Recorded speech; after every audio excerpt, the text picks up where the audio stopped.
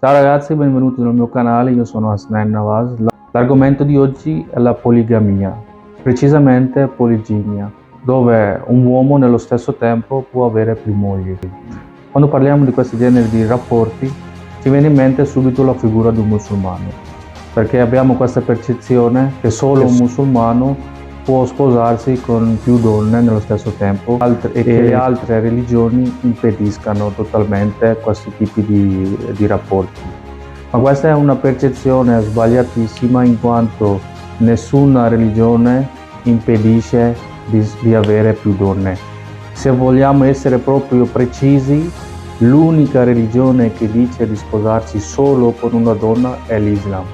Questa affermazione è presente solo nel Corano. Vi sembrerà strano sentire questa mia affermazione, ma se noi esaminiamo il Corano, nel Sura Nisa, che sarebbe le donne, dice chiaramente: sposa le donne a piacere, 2, 3 o 4, ma se temi di fare ingiustizia tra di loro, allora sposane solo una. Quindi questa affermazione di sposare solo una è solo presente nel Corano. Non troverete nessuna religione al mondo in cui ci sia questa scrittura. Se parliamo della Bibbia non troveremo nessun tipo di divieto per un uomo di sposarsi con più donne, ma è stata la Chiesa a fare questi, cambiamenti, soprattutto San Paolo, detto anche l'apostolo delle genti.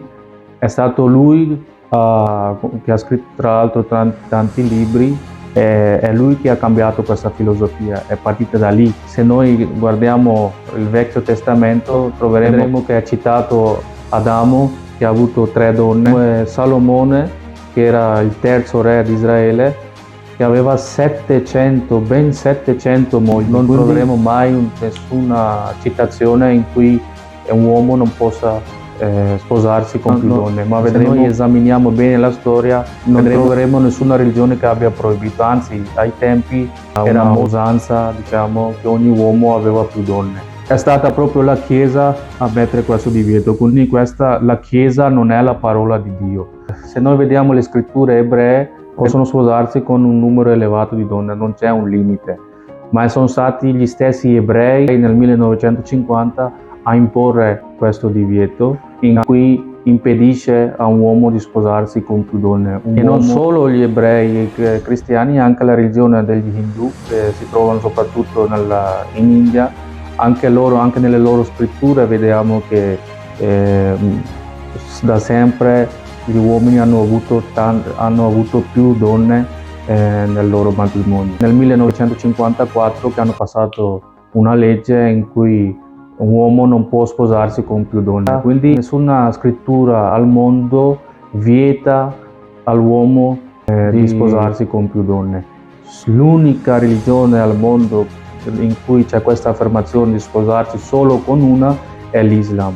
Quindi in questo video abbiamo capito benissimo che non è solo l'Islam che dà l'autorizzazione agli uomini di avere più donne, ma anche le altre religioni, cristianesimo, ebrei, indù e anche tante altre religioni hanno sempre dato questa autorizzazione agli uomini per diverse esigenze, per diversi motivi che ne discuteremo in un altro video. Farò un altro video in cui parleremo sulle motivazioni in base alle quali è stato dato questo consenso, perché Dio autorizza e dà il permesso alle persone, agli uomini di sposarsi con più donne, perché un uomo potrebbe avere più donne e in certi casi dovrebbe avere più donne. Farò un video dettagliato in cui parleremo sulle motivazioni sulle quali un uomo può sposarsi o dovrebbe avere più donne. Spero che il video sia stato utile e vi sia piaciuto.